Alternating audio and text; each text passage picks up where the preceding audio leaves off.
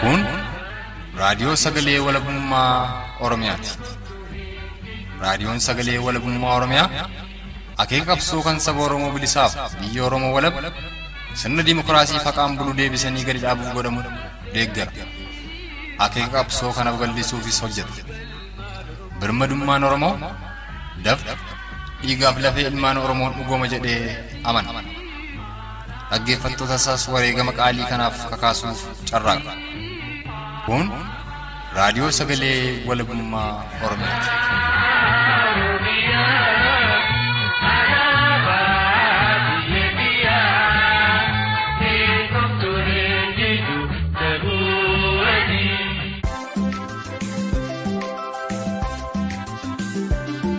Kaleessatu arra dhalcha, arri ammoo raacitii boruuti.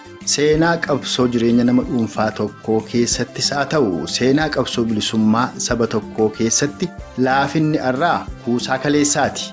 Jabina jirtu guddifachuuf laafina kaleessaaf madda laafinichaa beekuun laafina jabinatti jijjiiruuf akkasumas bor bakka yaanneen ba'uu fi arra seenaa takkaa'uu daandii kaleessa irra deemnee dhufnee arra eessa akka jirruu fi waan boriidhaafis of qopheessuu fi warra qabsoo sabaa keessatti seenaa dalagan akka dhuunfaatti takkaa'uu gareedhaanis waan dalaganitti milkaa'an takkaa'uu daandii qajeelaa irra jiran irraa waa odeeffatuun dhaloota waa barsiisu ta'aa jennee waan yaanneef nus kanumaaf sagantaa addaa raadiyoo sagalee walabummaa Oromiyaa wiixata muddee bultii 21 bara 2020 guyyaa arraatiin qabsooftuu Oromoo miseensa wooboo kaleessaa tumsituu takkaa'uu deggertuu fi gargaartuu wooboo fi qabsoo bilisummaa Oromoo arraa adda urjii dhaabaa keessummaa raadiyoo sagalee walabummaa Oromiyaa tolfatuun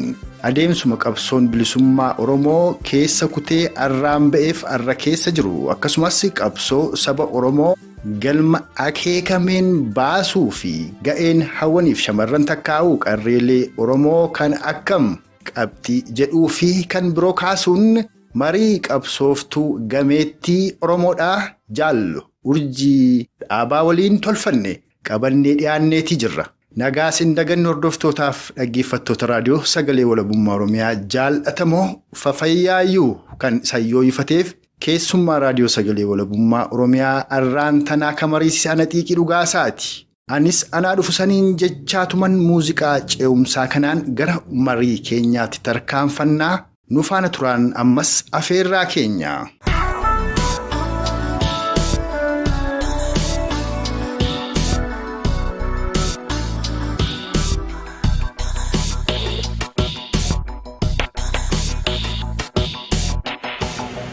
Qabsooftuu Oromoodhaa gootitti jaal urjii dhaabaadhaa. Egaa yeroo qabdu nu laattee raadiyoo sagalee walabummaa Oromiyaa irratti argamuudhaan yaada kee nu qooduuf yookaan nu waliin mari'atuuf waan nu ayyamteef guddoon si galatoonfadha xiiqii dhugaasaati. Irra jireessi Oromoo inuma si beeka haa ta'uti gabaabsii urjii dhaabaa eenyu isa jedhu dhaggeeffattoota keenyaan wal barii gara qaama marii keenyaatti ammoo seennaa. Galatoomaa. Urjii dhaabaati. Urjii dhaabaa kaleessaaf miseensa waraana bilisummaa Oromooti. Har'allee miseensa waraana akka gartee ammagaa yeroo ammaan kanatti qawwee hidhannoo mudhii osoo hin ta'in hidhannoo sammuuti waraana keenya cinaa dhaabbachuu akkasumallee waan adda addaatiin waraana keenya bira dhaabbachuu yeroo cinaa dhaabbachuu waan nurraa barbaachisaa waan qabsoon barbaaddu hunda. Dirqama qabsoon eegalle maree hin xumuramne dirqamni keenya akkuma itti fufetti jira. Hayyee ulfaadhugaa jaal urjii dhaabaadhaa. Irra jireessa seenaa kee akkuma jalqabatu kee Oromoon hinuma beeka haa ta'uuti yeroo miseensa waraana bilisummaa Oromoo turte dirqamni adda addaa sitti kennamuudhaan yeroo bobbaa deemtutti gaagaamni garaagaraa sirra ga'eeraa. Itti dabalee gootummaadhaan yeroo ati maanguddoota Oromoo itti oolchitee rasaasnii fi boombiin uffanni waraanaa yeroo sirkatti qabametti kan kooti rukutunaa hin ajjeesinaa sadarkaa jedhurra geessee Oromoota kaan of galchitee ofii kee balaa mudattee naannoo dhangaggootti ajjeefamteetti jedhanii yeroo itti si darbatan fa'aa akka ture jaallan keerraa akkasumas dubbiiti miidiyaa garaagaraa irratti taasifteerraa dhageenyeerra. bu'aa bayii keessa dabarte sanamee gabaabsinuu ibsiiti isa booda dhaloonni kun maal irraa baratuu qaba qabsoo irraa keessatti ga'een hawwan Oromoo addatti qarreelee Oromoo maal ta'uu qaba isa jedhu irratti mari'anna. Yaa sani murannoo ati qabdurraa kaayo wanni irratti hundaa'ee namni tokko qabsoo godhu yoo murannoo qabaatte kaayoo san jabeessita yoo murannoo qabaatte galii xumee jaarraa sibirarra deemanii sirratti dhiisan san jabeessitaa jechuudha. Kanaaf san hunda wanni inni ta'uu danda'e kaayoo qabaachuu hiyyarraa galmaan itti deemu waan beekurraa jechuudha. Dangaa dirqama akkuma maan tana ati tuuqe sunne akkasuma mudee osuma lafa fagoorraa lafa naannoo karaa Soomaaliyaa kana achirraa osoo hin deemuuti makiinuma keessatti naannoo bireedhaa dhufee buna achirraa boonu. Nagala bahame wanni sani anuma jira akka waan deemaa jiranii na fakkaata karaa dangaggoodha. Dangaggoo osoo hin tahin akka gudureedhaa irraa baate ati daqiiquma diigama akkana yeroo deemne sani qabamee buuqamee nuti ijoolleen hedduudha waraanaa makiinaa keessa nama galaafachuu meeshaa hedduu jira dawaalee jira waa hodhaa jira gaalatti dhufaniituma isiidha jaanii ta'anii qabanii anis firraa akkasitti nam tokko dafeetiin gabbee maaliif namichi keessa jiru isaan miseensota dhaabaatii jira bobbaa hara warra deemu jira akka meeshaa lafa kaayee miseensa'uun akka namni kaan gaaga'amnee keessu uummata Oromootii fi miseensota keenya kadhaabaa hoggana dhaabaa kahaatuma dhaqee deemullee jira. Kana hundaa'u saaxil baasuun barbaanne matimiriyaa tarkaanfii kaleessaa san dhugoomfachuu malee jiraadhus kaleessa osoo hin beef wareegamu baadhuus jiraadhee qabsootti hujeetiin tarkaan murtii ofirratti fudhadhe. Kanaan bakka sun akkas ta'uu dandeessee fakkeenya ammaan kana amma lafa haa'e kana har'a yeroo ammaan kanaa keessatti warri san caalaa hawwan keenya hojjechaa jiran karaa lixaa kana keessatti karaa gujii kana keessatti waa hedduu agarraa wanni akka dursan caalaa deebisee jiru. Kanaaf nuti akka seenaatti seenaa dursan himuun amma ulfaataa nutti tahee jechuudha. Ulfaataa nutti tahe osoo ulfaataa nutti tahaa jiru utuu hin dandeenyu maali? Haalli uummata Oromoodhaa qabsoodhaa waliin wal qabata haalli uummata Oromoodhaa qabsoo hidhannoo barbaadde Oromoon agartee jirti. Oromoon yeroo ammaan kana maaltu akka nama kabachiisuu danda'u maaltu akka maqaa namatti godhuu danda'u hidhannoo waan taate. Har'a laalaa fakkeenyi yoo hanganillee yoo rincigne yoo karaa nagayaa jenne karaan nagayaa kabajaa dhabe hoogganni keenya hidhamaa jira. Miseensoonni dhaabaa gaggameeyyiin hidhamaa jira. Qondaalonni adda bilisummaa Oromoodhaa kakalee ganama lafaa ka'ee qabsoo kanatti dabalamee qabsoo kana xiqqeenyarraa hanga ammaa godhaa jiru. Ijoolleen akka Mikaa'el Booran kun hundi mana hidhaa keessa jiranii jechuudha. Ilmaan Oromoo manguddoon Oromoodhaa kan qabsoo kana jala kufaa ka'aa baate gaafa Tigireetiif waggaa 12 hidhamaa baate har'allee waggaa tokko osoo hin guutin namichi kun hidhatti buuraa jira jechuudha. Kanaaf lola amma TPLF fi mootummaa kana mootummaa Baalagee kana jibbittisee irraa fakkeenya fudhachuu danda'a. Qawween hangam akka kabajaa akkatti namni godhuu dandeessu uummanni Oromoo kanarraa waa baruu danda'a. Lolli amma TPLF irra deemu kun fakkeenya guddaa Oromoodhaaf ta'uu danda'a. Oromoon dirqama hidhachuu qabdi. Oromoonis baraaruudhaaf hidhachuu qabdi. Seenaa yoo hojjettee bira kutuu osoo hin ta'in reekkarraan tarkaanfattee seenaa hojjechuutu irra asaanaa jechuudha. Kanaaf haalli nu keessa jirru haalli nuti keessa dabarsine qabsoo hidhannoo taanee waraana gaggeessaa qabsoo tanaaf akka ammaa addunyaan namni nu beeku kan hin jirre qabsoo tanaaf helikoopptar taanee olii gad deemnee galaa qabsoo tanaa taanee xayyaara taanee olii gad deemnee qabsoo tana jabeessuun qabsoon tun akka qabsoo taatu godhuun akka qabsoon tun qabsoo taatee uummata Oromootti baatu kan godhe dubartoota Oromoo haawwan Oromoo keessaan kan qabsoo tana asiin geessisaan warri nu jabeessaa reessisaan nullee warri jabaannee qabsoon tun har'aan tana dhaloota haaree jira kuttee addunyaallee qabsoon tun akka qabsoo Oromootti Oromoo waan isii fakkaatu eenyummaa isii kaartaa isii alaabaa isii eenyu akka taate addunyaallee adda baafatteeti guyyaa ayyaana qabsaa'otaa bakka adda addaatti faranji hojii ijoollee keenyaa hojii gootu agarraa jechuudha. Kana gadhiisnee kana jabeeffachuu baannaan kanarratti mudhii hidhachuu baannaan gantaa garaa keenyaa jala gorraan kasaaraa keessaan baane keessa Oromoo seensisuu. Akka amma kunoo hawaa akka aanolee fa'aa hawwismaa jedhaniin bakka seenaa aanolee sanfaa diigaa jeeti waan biraa fixee kaan hidha fixee amaarri seenaa lafaa ka'aa jira. Yaa ani akka nama Oromoo tokkotti wanni yaachisu hedduudha. Waan nama yaachisu kan Oromoon itti yaaduu qaba. Oromoo yaachisuu qaba. Haalli duraaniitii fi ammaas adda. Jaarraa diidanii takkaffaa kana booda Oromoo ammallee gabroomeetiin jaarraa biraa gabrummaan lakkoofsise hojjette Oromoon harreedhaa jechuu kana booda. Oromoon bara lamaan kana keessatti fakkeenya guddaa tokko walirraa fudhachuu dandeenya. Badii nuti akka namaatti balleessine. Dogongorooti akka seenaatti galeene. Gabrummaa haaree jala uummata Oromoo galchinee jechuudha. Dogongora akka namaatti galeene. Ayyaa urjii keenya ulfaadhu qabxii sana yeroo qabaanne itti deebina amma garuu egaa akkumatuu jette seenaa darbe faarsuu qofa osoo hin taane amma seenaa dalaguudha dhaloota ammaa jabeessuudha kan immoo Oromoodhaaf furmaata waaraa argamsiisuu danda'u qabsoo hidhannoo jabeessuudha jette. Isa kana keessatti kaleessas hawwan Oromoo shoora olaanaa qabu galaa itti dhuurraa jalqabanii ilmee dhalanii qabsoo bilisummaa Oromoof kennu.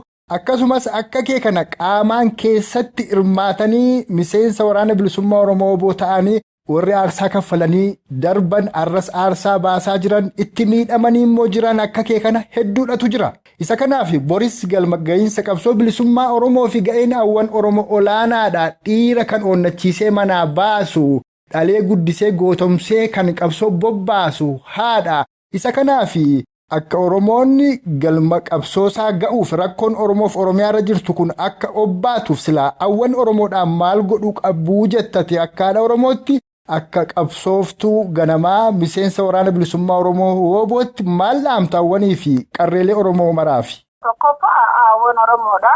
Waan kaleessa utuban sana akka bakkaan gahan shamarran Oromoodha qabsoo eegalamte sana xumuruudhaaf. Dirqamni isaanirra jira dirqama seenaatiin isaan gaafataa jechuudha.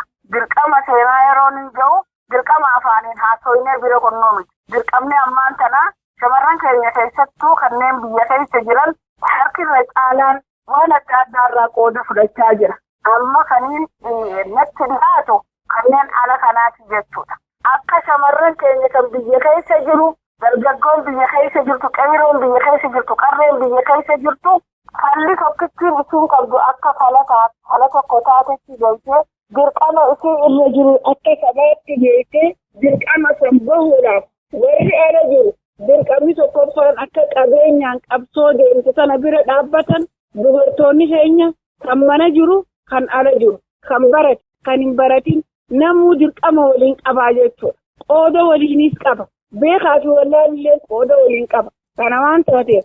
Waan wanni Oromoon itti hirkattee jirtu takka wanni naafiniif wanni isiin alaa eeggatu takkalleen waan hin hafiniif dirqamni isii if jiraachisuudha ilmaan isii jiraachisuudha biyya isii jiraachisuudha hegeree dhaloota Oromoo kan dhufuuf maqaa keessee dabruudha seenaa hojjechuun yoo qabeenya iseerraa kaa'e namni qabeenya isaarraan ka'in beekumsa isaarraan ka'in waan qabuun yeroo ammaan tana waraana biraan dhaabbatin.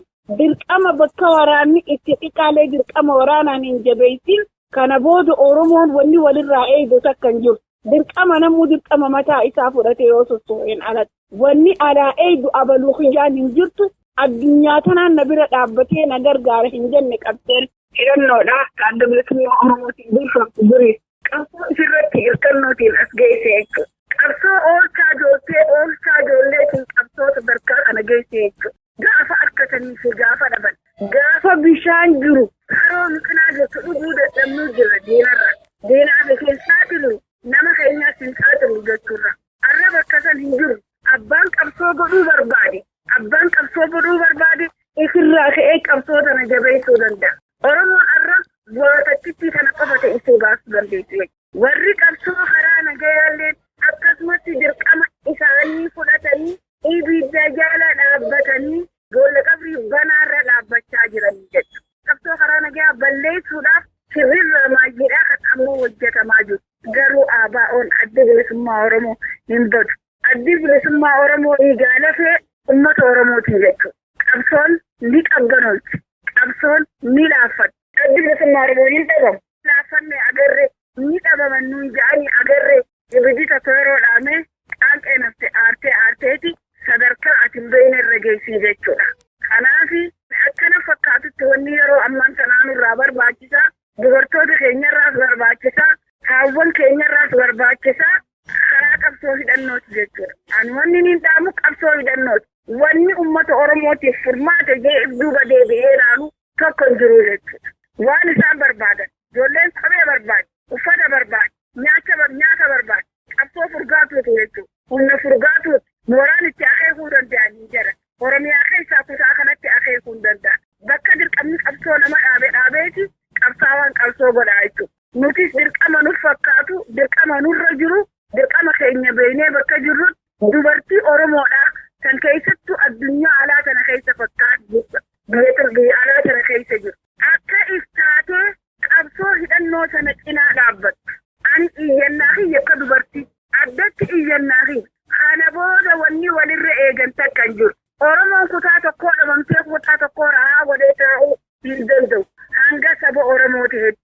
Waan qabu walii qaba. Namuu laafina duraan qabu keessaa bahee, tuffii duraan qabu keessaa bahee, waan isa baasu beekuu qaba. Bahara hedduu keessa seennee agarree. Baharri san hundi akka humaan sun agarree. Qabsoon hidhannoo akka kabajaa nama gootu agarree. Kanaaf ani irra deddeebi'ee sagalee keedana dubartootaaf kan hin dhaabu. Qabsoon horii nu gaafatti ala kanan. Qabsoon ruhee gaafatti. Bilisummaan dhiiga gaafatti. Arra namni keenya hidhaan dadhabne, bu'an dadhabne, misumaanis gargaaruu dadhabne, waraanni keenya akka waraana qoma dhiibee kutaa Oromiyaa goleelee hunda keessaa mul'atutti gargaarsa guddaa walii ta'a. Kanaaf dirqama keenya akka sabummaatti bahuun ammallee karaa dheeraan nu haasajeetii yaada galatooma. Ayyee ulfaadhu gaaffiin kiyya kun kamaa'essaati atis yeroo guddoo hin qabdu ammallee bakka itti jarjartu qabda waanuma Oromoo sitti taanaan egaa si qabeenaa waliin dubbataadha jirta. Innis maali? Qabsoon bilisummaa Oromoo akka galma yaadameef hin geenye ka godhu burjaajii galma qabsoo bilisummaa Oromoo irratti qaamota garaagaraan uumamuudha waan jedhaati. Isa kana keessatti dhiyeenyuma kana Impaayera Itiyoophiyaa Oromootu ijaare. Kanaafi Impaayera Itiyoophiyaa Dimookiraatofte keessa Oromoon jiraatuu danda'a. Sanuu amma Dimookiraatofteetti warra jedhan faatu jira.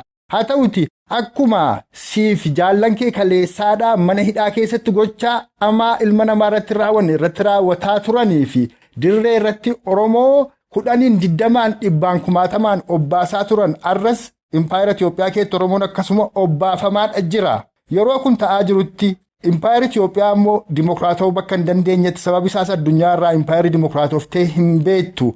Galmi qabsoo bilisummaa Oromoo ammoo walabummaa Oromiyaa dhugoomsu bilisummaa Oromoo milkaneessuun mootummaa birmadoo Oromoof Oromiyaa dhaabbatu aga ta'eetti. Egaa addi bilisummaa Oromoos WBO'nis yeroo itti keessa jirtu kaleessas arras kanaaf qabsaa'aatti kan Oromoon quba qabu. Inni amma Itiyoophiyaa Oromootu ijaare Impaayera Itiyoophiyaa ni Dimookiraatofti jedhan sunii fi kan Impaayera Itiyoophiyaa Oromoo irraan geggeessisaa turteef ara geggeessisaa jirtu kun attamitti ilaalama?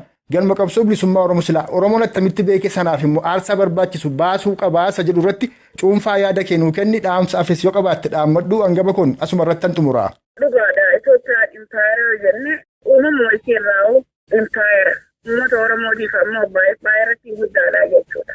Itoophiyaan durishiyaan amma addanatti fakkaatti maaliif gabroonfataan haareen ammaa kun addatti namni inni irratti xiyyeeffate saba Oromoo qofa irratti jechuudha. Durlee haga tokko waa maddeeni jijjiiranii hanga irra caalaa Oromoo irratti illee yoo xiyyeeffate namoota hedduu saboota hedduu warra walii himatu harkataa ni dhageessaa. Har'a garuu isaa fi bilisa taheeti jechuudha. Namni maqaa Oromoo himatu akka lafarraa badu kan hafe akka dhama'ee jiraatu. Dhibbarraa hamma 5 hamma 10 akka deebi'u godhuudhaaf sagantaa harka lafa jalaatiin irratti hojjetame. Amma immoo ifaa bilisa bahanii nu barsiisaa jiran. Tokko sobamuu keenyarraa jechuudha. Jara kana amannee itti siinee jarri kun hanga amanan dogongorri nuti seenaadhaa kanama keessaayis du'uun jiran. Kawarri namni keenya ila amma isin akka gaariitti illee hubannoon argatin ittiin diinni fayyadamaa jiru kanulleen diina jala qabneef. Qasaareen guddoo diina amanneeti jechuudha. diinaa mitiitee qabsoo keessattuu walamanuun bobbaa tokko deemee namni tokko rifeensi tokko magaalaa dhaqee yeroo dhufu inni qoratamaa jechuudha. Gabaasa waan fijogguu gabaasee waan isa qunnamee fi haala keessa dabaree bakka itti qoratamu jira jechuudha. Nuti yeroo gabaabaa san keessatti ifirraanfannee diina amannee har'a wanni ani hayyoota Oromooti yoo hundinuu harka diinaa seenee har'a diinni harka irra dhiqachaa jira jechuudha. Caalaa uummata Oromootiif akkasi. Kan guyyaa tokko walgahii takka dhaqee fi kan guyyaa tokko walgahii takka dhaqe. Diinni bifa hedduudhaan ammaan kana ajandaa tolfatee yoo manni hidhaa buusanii halkan 20 fi 15 gabbaasee mana hidhaa san keessa lafa kutaa ta'ee kutaa Harargeetii fuudhee kutaa Arsee keessa geessee ajjeesaa yoo kutaa Wallaggaatii fuudhee kutaa Shawaa keessa geessee ajjeesaa bifa akkasiitiin gabaabsu jira. Garuu dubartiin Oromoo gadaamee isaatiin goggoonye daldalaa jirti jechuudha. Kanaaf haala kana hundarraa hafuudhaaf warra itti fakkaattee arra ilaalchi diinaa wanni diinni jedhu kun amanee qabsoo sana diiguudhaaf tattaaffii godhu waan akkasiirraa isu namni gariin firraa deebi'uu qaba. Fakkeenya namni walirraa fudhachuu danda'a. Namni fakkeenya guddaa walirraa barachuu danda'a. Haalli amma eega mootummaan gabroonfataan haareenii afaan Oromoo dubbatu kun dhufe namni taa'ee ilaaleefi namni qaama hojii mootummaa keessa jiru garaagarummaa qaba. Namni mootummatti dhihaatuu fi namni naannoo sanitti garaagarummaa qaba. Namni taa'ee ilaalee barnoota guddaa gocha amma kalma qaama mootummaa fakkaatee mootummaa kanarraa abdii qaburraa waan barattu waa hedduu baranne. Kan mootummaa kana abdatee mootummaan kun mootummaa keenya jedhe kan hundarraa waan barannee qabnaa jechuudha. Duris waan muuxannoo qabnuuf isirratti abdii qabnuuf kaa'attis waan amannuuf kan hundi barnoota seeqannituu jira. Arraba keenya dheeressinee quba keenya dheeressinee sooshaal miidiyaa irratti illee gabbaanee ni xiqqaannaa jechuudha. Maaliif waan dandeenyuudhaaf bakkuma teenyee hojjenna. Kanaaf ani wanni ammanatti dhihaachuu danda'a. Dogongora daleenerraa barnoota fudhannee furmaanni uummata Oromoodhaa maali jennee bifa wal fakkaataadhaan namoonni Oromoodhaa kan gurra qabu, kan ija qabu, kan fayyaa jahaan isaa qabu, karaa mooraa qabsoo bilisummaa Oromoo. Yoo xiqqaatti namni qeeroo kutaa ifiillee bara kutaa ifii keessatti kutaa ifiitti dhalee akka ifiitti amanu kan keessatti ilma namaa kan fuudhanii kana godhan kana fuudhanii hidhannoo hidhachiisuu qaban. Hamana hidhaatti guuran kana hidhannoo bitanii fi hidhachiisuu qaban. Oromoon arrallee gabrummaa booyuun saba. Oromoon hiriyaan qabdu kana booda boontee uffattee makiinaa bareedduu qabaattee kan Oromoo dheettee qoma dhiibbee deemuu hin dandeessu. Yoo gabrummaa kana ofirraa hin fuudhin Oromoon haguuggattee fuulaan lafa laaltee akka sareetti tuffatamuu teessu jechuudha kanaan booda. Waan namichi shayxaanni kun nurratti daleessu jiru kana jalaa bahuudhaaf warri aktivistoota jee ala kana jiru warri ani wasiin beeka jee ala kana jiru waan beekuun karaa qabsoo hidhannoo akka namni hirii baala biyya keessatti ijoolleen karaa nagayaa baatee bahuun gaariidha. Garuu muuxannoo biraa qabaachuun gaariidha. Qeeroo bilisummaa Oromoo afaan tokko godhanii qabsoo bilisummaa Oromoo qabsoo hidhannoo afaan tokko godhanii Oromoon fala biraa waan hin qabneef mudhii hidhatanii qabsoo hidhannoo jabeessuu qaban. Laalanii qabsoo hidhannoo tuffachuun himaaniin harka qabsoo Oromoo irra tuffatuutu jira. Maaliif gaafa qabsoon Finfinnee seentee gaafas manaa itti gurgurraa gaafas manatti gurgurraa gaafas gargaarra warra jedhee dhaadatu jira bakka deemutti. Gaafa qabsoon Finfinnee geesse maaliif manatti gurguran? Boorsaa qabatanii hagabboon eerpoortii irraa karabaattaa hidhatanii boorsaa isaanii qabatanii haadhatanii malee maali kasaaraa mana nama gurgurtiiti. Qabsoon ijaan qabdeetti Oromoon diinaa wajjin illee. Hanga nuti itti tuffanne takka diinni keenya nan tuffannee beekatu. Ar'allee Oromoon ilaalcha agarsiisan keessaa bahuu qabdi jechuudha. Namni nama dhaggeeffata. Jecha tokko hamaa namaa afaanii beeke. Dubbattuun leebatan. Ilaalcha Oromummaa walii qabaachuun waan guddaadha jechuudha. Oromummaaf kabajaa qabaachuullee waan guddaadha jechuudha. Kanaaf ilaalcha kabajaa Oromummaa waliif qabnu Oromummaa isa mul'isuudhaaf qabsoo hidhannoodhaaf bobbokakanii deemuun hin jiru kana booda ifaa bilisa bahanii qabsoo hidhannoo gargaaruudha. Ifaa fi bilisa baatee qabsoo hidhannoo gargaaruudha. Har'a addunyaan Tigree haga xiqqaa kana Oromoon lolli arraan tanaa ollaallee itti liqeeffate addunyaan ciisa dhabdee jechuudha.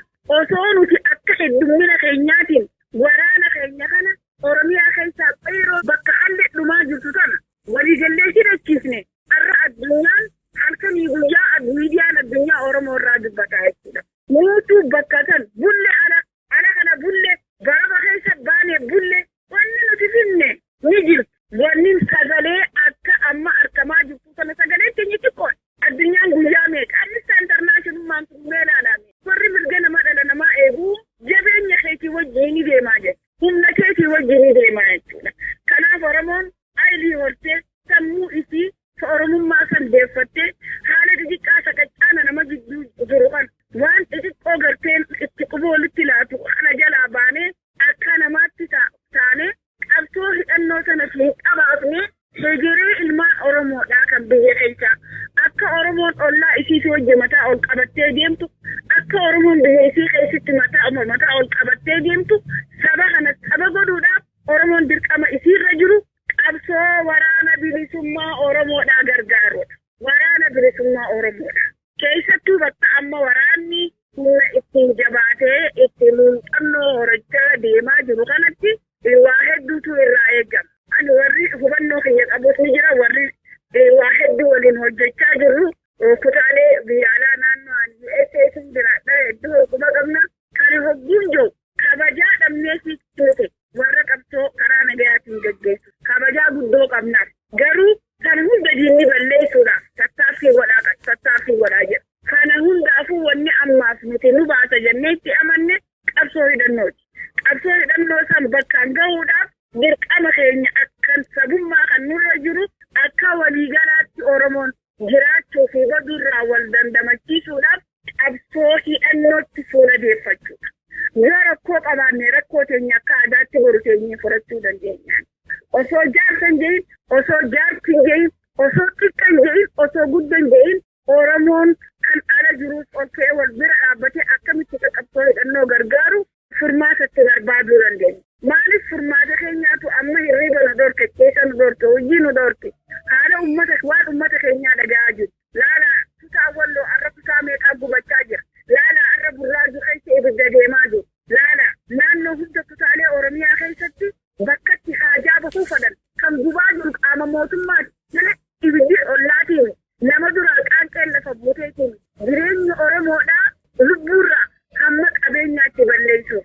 Kanaafuu anillee hamma lubbuutti qabsoo sana cinaa dhaabbachuun dubartiin Oromoo mataa xiyyaan hangafee kaleen qabsoo godhee dadhabe kaleen itti miidhamee dadhabe osoo hin jedhin dubartoonni keenya kan kalee qabsoo tana hoogganaa ture. Kan kalee qabsoo tana haawwan qabsoo tanaaf bishaan baadhatanii qeera bahaa turan arrallee qabsoo tana cinaa dhaabbachaa jiran. Fakkii guddoo nu ta'uu qaba. Uummata Oromoo hundaaf fakkii guddoo ta'uu qaba. Qeeroon biyya keessa jiru walitti qabamtanii hin taa'ina. Uummanni biyya keessa jiru mana galtanii hin rafina. Kutaalee keessan keessa to'adhaa kutaalee keessan karaa hidhannoo fuula deebi'a. Isin duuba jirra gargaarsaan isin duuba jirra. Hojjennee overtime hojjennee hanga dandeenye cinaa dhaabbanna. Ilmaan Oromoo kan kutaalee Oromiyaa keessa jirtan obboleen keessan kan mana hidhaa keessan naaffachaa jirurraa barnoota baradha. Laalaa mana hidhaa guyyaa lamaa guyyaa sadiitti ilmi namaa rafeen duudaa akka qoraaniif falaqamteeti sooshaal miidiyaa kanarra argaa jiru. Addunyaa yoo ati jabaatte si cinaa dhaabbata. Addunyaa yoo ati laafatte maqaatti hin beektu jechuudha. Daangaan kee olii gaditti muramaa jira. Kutaaleen Oromiyaa hundi daangaa amma naannoo karaa Booranaatti liyyuu poolisii Haareenitti ijaaramee jiru qophii naannoo Harargeetti liyyuu poolisiin ijaaramtee jirti. Karaa Baaleetti warra asumbeeyii jira, warra qopheessee warra qophaa'ee jiru jira. Naannoolee kana fudhachuuf alaabaa adda addaa kan qophooytee jira. Waraanni bilisummaa Oromoodhaa kana hundaafuu murteessaadha. Sadarkaa waraanni keenya irra jiru kana takka addi bilisummaa Oromoo geenyeen beeku. Kullu boon hoogganoota irra jiru kanatti amilee ooruudhaaf, hooggana irra jiru kana cinaa dhaabbachuudhaaf, hoogganoota irra qabsootan olii gaddima finiinsu jiru kana qabsootan inni if wareegee hoggaa isaa bakka buuteetiin jechuudha. Kanaaf gabrummaa lakkaawwachuu osoo hin ta'in qabsoo walirraa fuunee gonee qabsoon jirtu hundattuu qabsoo jabeessuu qabna. Oromoon mana keessee firaasha roonfattee walii taa'uu hin dandeenye. Oromoon kaan muka keessa fannifamaa jira. Haati Oromoo ilmoo hojii ajjeefamaa jira. Maa ilmi kee qabsaawaan ajjeefamaa jira. Takkaan dhageenyee jechuun waan akkanaa duriiti. Kanaaf haalli amma deemu haalli amma jiru haala Oromoo teessisu waan hin ta'in keessattuu biyya alaatan keessattuu Awurooppaa fi Ameerikaa naannoo biyya Awurooppaa fi aluma kana guutuu bitoonni garaatti ani haa jabaannuun jaa akka dubartii Oromoo teenyee garaan nu dhukkubuu teenyee mataa nu dhukkubuu otoo hin ta'in qeyroo biyya keessa jirtu guutuutti akka hidhattee aasaa qabsoo bilisummaa Oromoo jalatti deemta. Ammallee warra bakka bakkatti hin hidhateetu bakka bakkatti aasaa alatti deddeemu. Kanni wanni kanaatis booda gufuu hedduu jechuudha. Akka boodaas gufuu walitti ta'a. Akka qeyroon biyya keessaa afaan tokkoon deemaa jiru. Qeyroo biyya keessaatii fi waraana biyya keessaa jabeessuun dirqama seenaa Oromummaatii fi maqaa Oromoodhaaf fi Oromiyaa jawaan bisu waan taateef dirqama keenya bahuun alaa dhaluu qabdu Oromoon. Alaalanni dhiiraa boo'ee jirti. Gartee biyya keenya dhabooti. Amma booda walii haati Oromootiif hin boochuu deessi keenyaaf hin boonyu jennee dhaadanne hojiidhaanis agarsiisuu qabnaan ja'a. Amma foniin hin dhaammadhu haareenyi biraa hin jirtu. Dirqamni ammaan sana fuulleeffatee deemu kana qabsoo jabeessuudhaaf qabsoo ija banannee haa dhaggeeffannu waan biyya keessa jiru haa dhaggeeffannu hiriirri biyya keessatti bahamaatiif hagamillee qabsoo biyya keessaatti wajjin wal madaalaa jedhu. Hiriira ala kanatti warri karaa dippiloomaasii daleessan halkanii guyyaa nama keenya hodhumaa jiru. Osuma mootummaan addunyaa tunillee dhiibbaa gootee sagalee birri nu liqeessullee wabaatte dirqama hayyoonni keenya kan biyya keessa jiru. Anitti fadhu hayyoota Oromoo kanneen biyya alaa jiranillee. Hayyoonni keenya kan biyya alaa jiru beekumsaa fi dandeettii keessanii obboleen keessan, haadha keessan, abbaa keessan, biyya keessanii fi kutaa maqaa Oromiyaa fi Oromoo jiru kanaaf akka hirriiba dhaban jeetiin abdii qabaa jechuudha. Na dhaga'anii jeetiin abdii qaba. Kana waan taateef qeeroos dhaammannee haala biyya keessa jiru haala alaatee kun dirqama keenya faca'aanu itti fufnaan ja'a galatoomaa.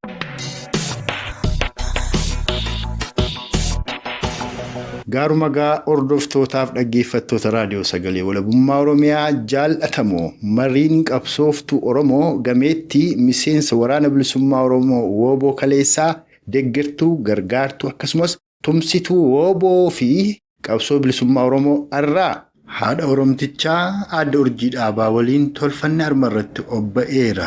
Aadde Urjii Dhaabaa qabsooftuu Oromoo gameettii maqaa dhaggeeffattoota keenyaan irra deebinee galatoonfataa isaan dhaggeeffattoonni keenyas turtii jalqabaa agammaatti nu faana qabaattaniif horaa bulaasiniin jecha hanga sagantaa keenya guyyaa boruun walitti deebinutti huumaan nama borii hin tolchinna.